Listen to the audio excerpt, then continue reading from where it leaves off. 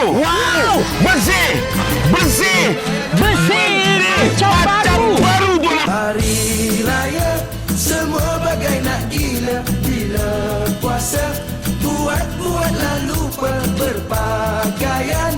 Semua harus sepadan, tapi puasa tak cukup sebulan.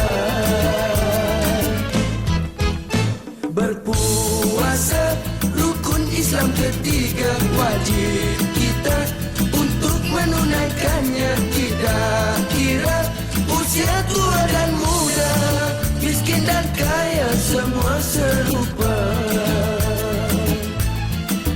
Anak-anak gembira bila Syawal menjelma, lebih hebat iman. Apapun, tekan beg kuning, like, comment, and share. Tekan link di bawah ini.